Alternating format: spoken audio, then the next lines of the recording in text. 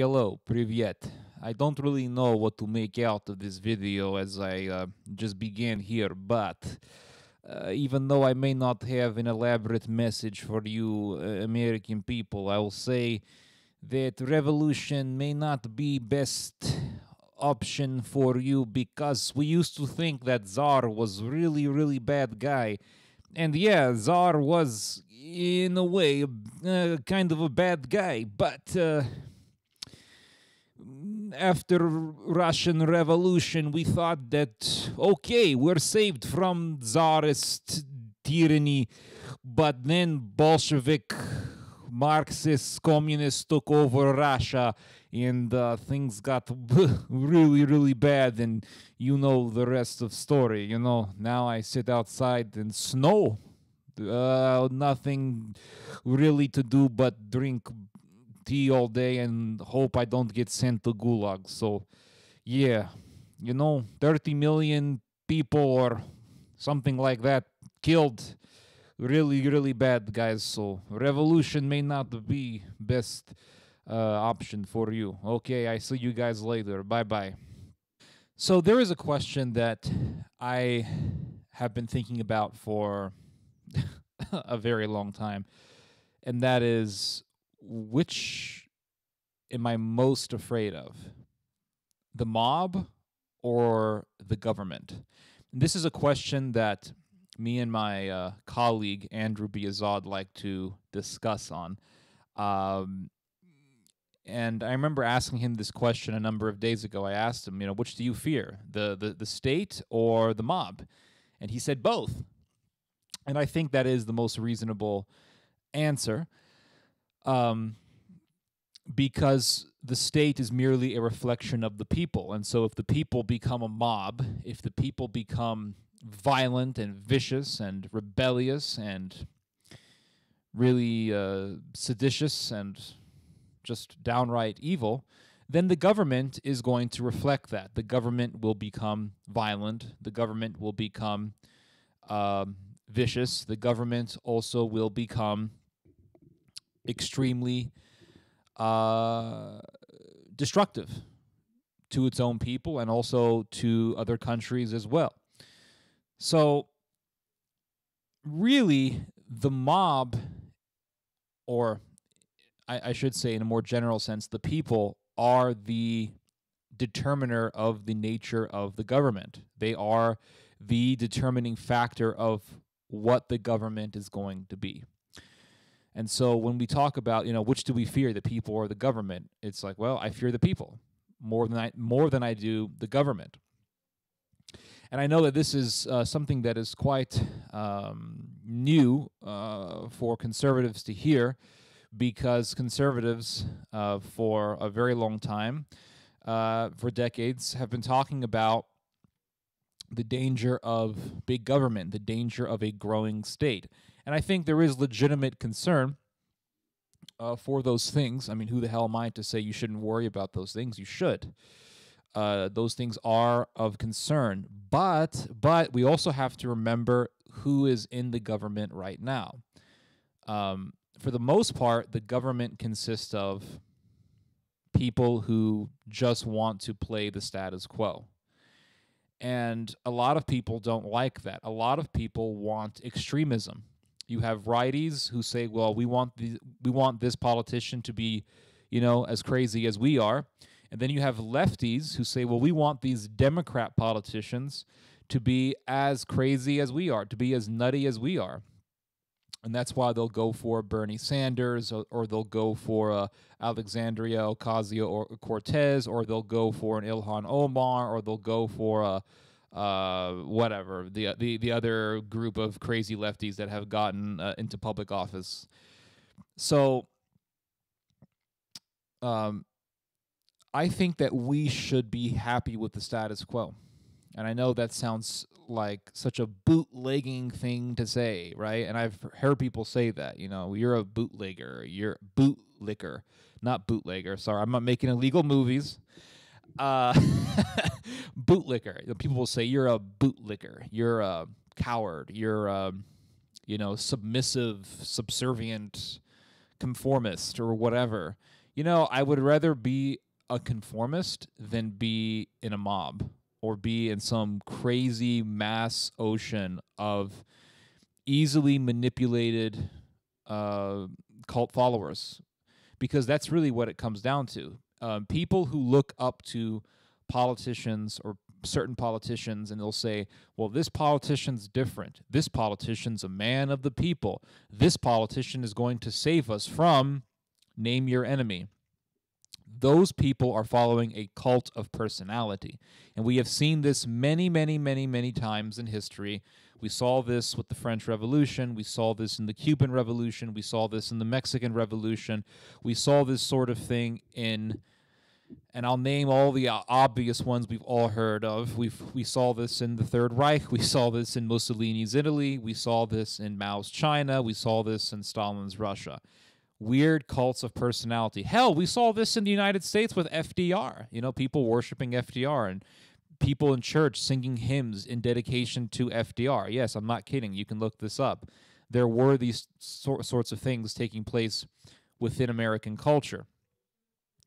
So people can say, oh, you want the status quo. You're a bootlicker. You're a conformist. You're a submissive, subservient, whatever. No, I just want a normal life. I want life to remain stable and peaceful and to stay harmonious, to stay as harmonious as possible. I don't want craziness. If you start following some crazy lunatic fringe politician, you're just following a cult of personality. And the people who call people like me bootlickers and call people like me conformists, those people are actually the biggest worshipers for cults of personality. That's the most ironic thing, is they'll say, oh, this person's a bootlicker. Those types of people are the biggest bootlickers, actually, because they will worship particular politicians, because those particular politicians are so different from what we're used to. They're so different from the other politicians that they will get on their knees for those people because they think that they're going to save the day because they're so different. We've actually seen this sort of behavior many times. We've seen it with Trump's followers. There was an interview that was done of a woman, a staunch follower of Donald Trump. The interview was done by the Times of London. And she said, I would rather die than live under oppression. I will die for this cause. And she was one of the people who was in that body of thousands of people who breached the Capitol building. And her son was in there also, and her son was holding some zip lines because he wanted to arrest politicians that he didn't like. And that's another thing that I want to point to. People sit here and tell me about these politicians are bad because they want to tax us or something like that. And it's like, okay, so this government is tyrannical because of taxes. Well, for one thing, America is an empire. America is the biggest empire that the world has ever seen. We control more Earth than any other empire that has ever existed. We control more maritime territories than any empire that has ever existed. No empire has had control over the seas like that of the United States. So the American empire requires a lot of money. Now, if you want to make the government extremely small, you could do that, and we'll probably be taxed less, and that'll be great. But at the same time, you'll have to prepare to see the rise of, maybe the Russian Empire again, the German Empire, the Japanese, the Turkish Empire. And that's all happening because America has decided to gradually recluse itself into isolationism. Now, with that said, yes, taxes is a pain in the ass, but you're going to get taxed no matter what. And this is the most ironic thing about American history, is that people will talk about, oh, the glorious American Revolution. It's like, okay, yeah, the American Revolution had some noble mission, but that doesn't change the fact that we're getting taxed up the ass right now. And the whole point of the revolution was taxes, taxation without representation. That's what they were fighting over. And they were also fighting about other things. I'm not going to sit here and deny that, but we always hear, in school, we always hear in movies, we always hear in right-wing radio and liberal radio as well, political talk radio, the American Revolution was about taxes. Well, we're getting taxed like crazy. But you're going to get taxed no matter what.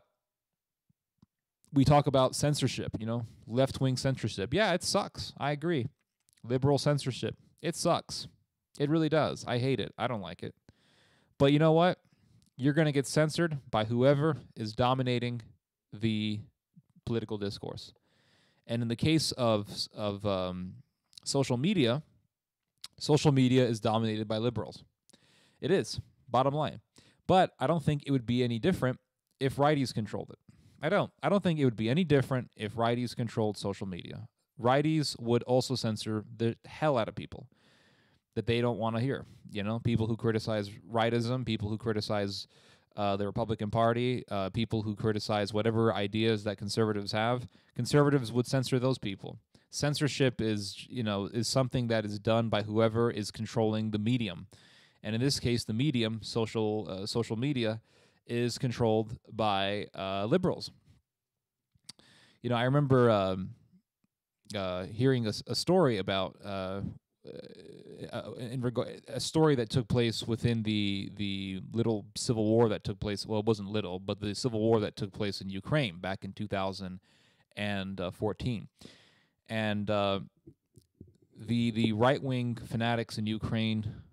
They wanted to get rid of people who they deemed as, sympathizers to Russia. And they also attacked journalists. They attacked people in the media because those people in the media were critical of their ideology. So they attacked those people. They censored them. Whoever is in power will have the power to censor. There's another example I can give you guys. This is anecdotal. It's a personal experience that I had dealing with conservatives, but nonetheless, it is reflective of this reality. And that is that I remember when I began criticizing the fact that the conservative movement was beginning to appeal to Sodom. And our main donor at the time, and this donor was giving us a lot of money to manage our website, our main donor at the time gave us a call saying, I don't like what Ted is writing. I want him to stop writing against Milo Yiannopoulos. I want him to stop writing against the acceptance of Sodom. I want him to stop writing about that. And we said no. And she said, well, if you don't stop writing, I'm going to pull out your funds. And I said, well, so be it. And she pulled out the funds. And she was a conservative. She was a diehard Republican, but she wanted us to kowtow to Sodom. And that was something that, because we stand by our principles, we refused to do.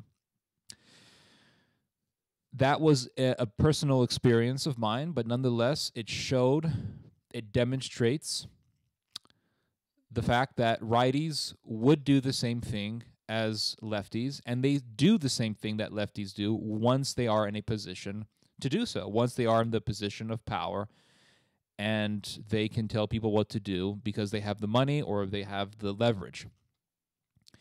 So people talk about, the government is bad because of, and they give you the reasons. But here's the question that I have. They are most definitely legitimate reasons to criticize the government. Government always has reasons to criticize it. But are we being put into camps? Are we being put into gulags? Well, Ted, are you saying that anything short of gulags or camps is not worth doing a revolution against? Well, if you're not being put into camps, if you're not being put into gulags, if you're not being mass genocided, if you're not being forced into slavery, if you're not being forced to watch your family get executed in front of you, if you're eating 3 meals a day or more, you're going out to eat all the time. You're going to, in our case, it's the drive-through. If you're going down the drive-through all the time, if you're just watching Netflix all day. I would say you're living a very comfortable life. You're not being put into a camp. You're not being put into a camp. That's the thing. You're not being put into serious despotism and tyranny. And this is the mistake that humans have always made. They always will say, well, the government has done this thing, therefore we should usher in a new government. And they'll say, well, we hate politicians. All these people who stormed the Capitol building, they'll say, well, we hate politicians.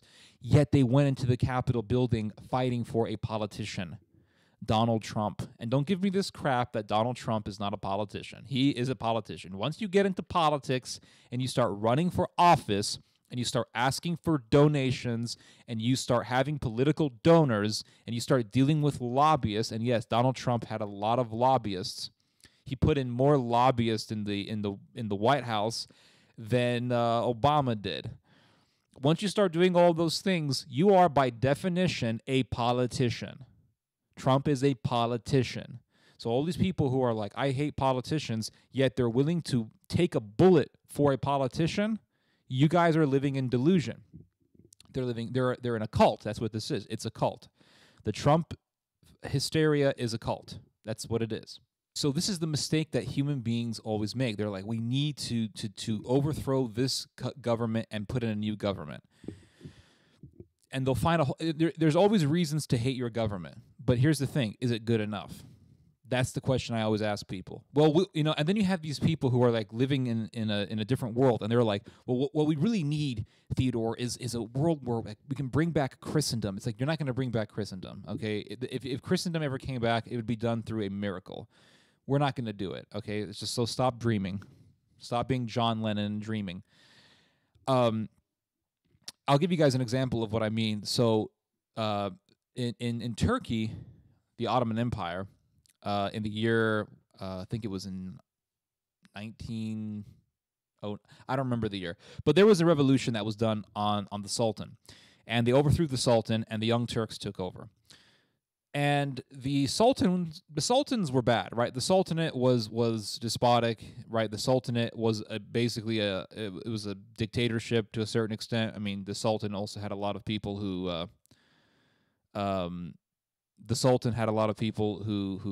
influenced him and all that, so it wasn't a complete dictatorship. But nonetheless, the Sultanate was tyrannical. It really was. So when the Sultan was overthrown and the Young Turks took over, the Young Turks were a group of, Republican idealists who were influenced by the Enlightenment. When they took over, who praised that revolution? Who praised the overthrow of the Sultan? It was the Armenians. The Armenians praised the overthrow of the Sultan. They thought it was great. They thought, wow, we're going to have a great life now. We're going to live in freedom and liberty, and we're going to have human rights and all this stuff. And the exact opposite happened. Now, while as bad as the Sultan was, the Young Turks were a hell of a lot worse than the Sultan. Yes, the Sultan did do bad things against Christians. That is true. But at the same time, the Sultan was more so interested in just saving his own seat, keeping his own seat of power. The Young Turks took over, and they believed in Darwinism, and they also hated all religion. And guess what happened? Over 1 million Armenians were butchered. The Armenians will tell you about, how bad the sultans were, et cetera, but more so than anything else, when it comes to persecution of Armenians, the Armenians pretty much only talk about one thing, and that is the Armenian genocide. Who did the Armenian genocide? It wasn't the Sultan, everyone. It was a bunch of Masonic, Enlightenment-driven Darwinists who did a revolution. We can reference some more modern examples. I'm pretty sure we've all seen the example of what happened in Syria. Bashar al-Assad is so bad. He was so tyrannical. And yeah, the Assad regime was tyrannical. But it was tyrannical because it wanted to keep its own seat.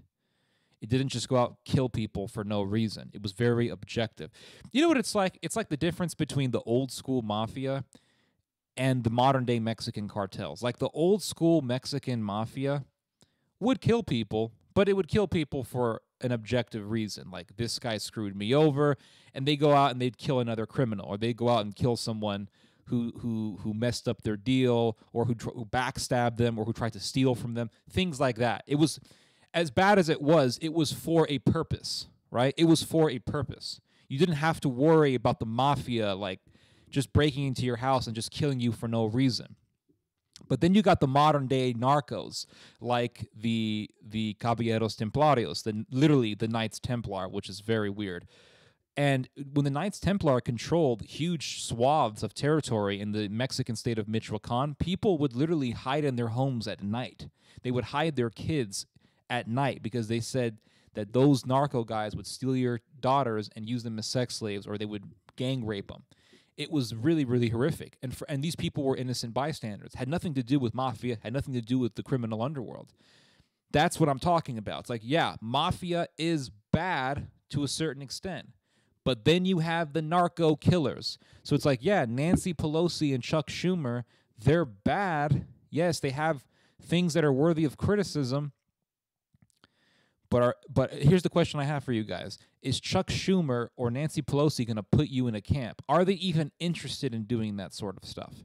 Are they even interested in that? That's the thing. I think those politicians are more interested in their $300 steaks than anything else. They're interested in their steak dinners. Nancy Pelosi enjoys her life in a gated community somewhere in California or whatever. That's the life those people want to live. People become politicians for the lifestyle. They like the lifestyle. They like the fact that, they'll serve for a certain number of years, and they can get, a salary for the rest of their life. Their medical expenses are taken care of by the state. Like, that's what those people are interested in. They're not interested. Those status quo politicians are not interested in, putting you in a camp or taking away your guns. Now, I know I'm going to get a bunch of shit for this. The taking away our guns meme. Here's what I think about this. There is no damn way that these politicians, these status quo politicians, are going to take away your guns. Unless they literally wanted to start a civil war. If the United States government, if Washington wanted to take away all of your guns, and they are, God knows how many guns are in the hands of American households, tens of millions of firearms, maybe even more, like maybe 100 million, hundreds of millions of firearms. I don't know. It's a huge number. We are the most armed military in the world. The American populace is the most armed populace on earth. If the American government ever tried to go door to door and take people's guns forcefully, it would literally be a giant Branch Davidian Waco, Texas war all over the nation. It would be horrific. And if the ATF had difficulty enough dealing with the Branch Davidians in Waco, Texas, what do you think it would be like trying to take the guns away from all the American population? It would be horrific. So many soldiers would die. So many National Guard soldiers would die. So many people would die. Civilians would die. It would be worse than anything. Worse than this American Civil War. It would be horrific. How the hell are they going to take away our guns? Like, they're going to seize our guns. Okay, now there's that. Here's another point that I want to get across to you guys. People always tell me that the reason why they're going out and buying all the guns and they're buying ammunition and all this stuff is because they are afraid that the government is going to become tyrannical. And that is, I'm not going to say that you shouldn't have that concern. You should have that concern, right? The government could become tyrannical. You would need to defend yourself. Okay, fine. I'm talking about seriously tyrannical. Not like, oh, yeah, the Bundy family has been sitting on government property and, not paying taxes on it, so we're going to throw them out. I'm not talking about that. That's not tyranny. That's just some BS, trash nonsense, okay? I'm talking about, like, they're going to seize us and put us in death camps. Like, yeah, you should fight for your life in that case. But for decades, I've been hearing from people, well, we need to get our guns because if we don't, the government's going to become tyrannical. So we have to be able to fight against a tyrannical government. Okay, fine. I have never once in my life ever heard about an armed American preventing government tyranny in the United States. Never. I have never in my life ever once heard a story about some good American guy with a gun using his Second Amendment right to stopping American tyranny. Not once have I heard this, ever. Every single story that I have heard of the good guy with the gun, it was the good guy with the gun killing another civilian who was dangerous and violent. It was the good guy with the gun saving his own life and the lives of those around him from some crazy-ass American with a knife or a gun who wanted to kill people at random. Or it's the guy in his house or the little old lady in his house who's just minding, his or her own business, and some robber breaks into the house, and the person in the house gets his gun or her gun, because we have to be gender friendly, and shoots the damn robber. Like, to me, that's the main reason why I want to own a gun. I don't really, I'm not that worried about the government just putting us in camps. Like, I'm not worried about Nancy Pelosi doing that. I'm not worried about the status quo politicians doing that. Because if they really wanted to do it, maybe they would have done it a long time ago. I'm more worried about my fellow Americans than I am Nancy Pelosi. I am more worried, I am more concerned about being in the grocery store and having to deal with some guy with a gun who just wants to kill a bunch of people because he just wants to kill people because he has demonic fantasies, or he's a racist and he wants to kill people who aren't white, or he's a communist and he wants to, kill people who he thinks are Republican or something like that. Some crazy left-wing rage. That's what worries me more than anything, okay? This is why in every good zombie movie, at the end of the day, the bad guys are always people. The bad guys are always the people, not the zombies. Those movies are done that way because the people who write those movies are practical enough to know that if there ever were a zombie apocalypse, our biggest enemies wouldn't be zombies. It would be people. I'm not worried about the government. I'm worried about the mob. Now, if the mob takes over the government, then I fear the government. But with the status quo that we have right now, that doesn't really worry me. I'm not worried about status quo politicians. I'm worried about the mob taking over government. And they could do that democratically. They could do that through particular financial, industrial, and political channels. That's how the Third Reich came into existence. Hitler got in there because he was well connected to to certain industrialists who wanted him to become Chancellor of Germany. Hitler initially tried to do a revolution. It was called the Beer Putsch, and him and Mr. Erich Ludendorff, they tried to do this revolution, and it failed. Hitler ended up in prison. So they did a revolution in the most effective way, in the most efficient way, and that was through the financial channels. Hitler ended up taking over. They made up some false flag attack, and they ended up implementing one of the worst tyrannies in human history. But that was the mob of National Socialism taking over the German government. That was a party that was at one point in time considered fringe, the National Socialist Party, taking over. Again, they weren't status quo. They weren't social democrats. They weren't, middle-of-the-road moderates. They were crazy fringe people. So I am worried about the Bannons, the Steve Bannons of the country, taking over America. I'm worried about the Bernie Sanders, the crazy lefties taking over America. But the status quo politicians, they don't really concern me that much, because those people are worried. They're concerned about keeping their own seat, keeping their own power, and living their lavish lifestyles. That's what they're interested in. They're not interested in dealing with a civil war. Nancy Pelosi was practically crying, begging for the authorities to save her when that mob hit the Capitol building. Now, if the mob who hit the Capitol building, if those guys took power, I'd be hella worried. Hell yeah, I'd want to get my Second Amendment right and have guns ready, because those people are evil and they're destructive and they're violent. If a bunch of Antifa people, took over the region of the country, or a region of the country, yeah, all those people who live in that region, they should be prepared to fight, because those people would kill you. mobs will kill you. I'm more worried about mobs than anything else.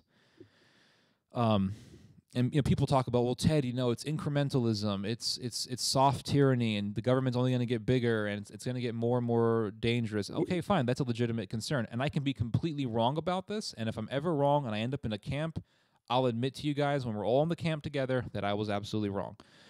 But here's the thing: if the government is so powerful, why didn't they put us all in camps decades ago? Because I don't think those particular politicians are interested in doing that. I think they're interested in money. I think they're interested in keeping their seat. I think they're interested in living their lavish lifestyles. When Sophie Scholl and the White Rose Society wrote pamphlets basically telling people to hell with the Third Reich, Sophie Scholl and her colleagues, her comrades, were arrested. And they were beheaded. Literally, they were beheaded. Yes, the Third Reich used to behead people. They had the guillotine.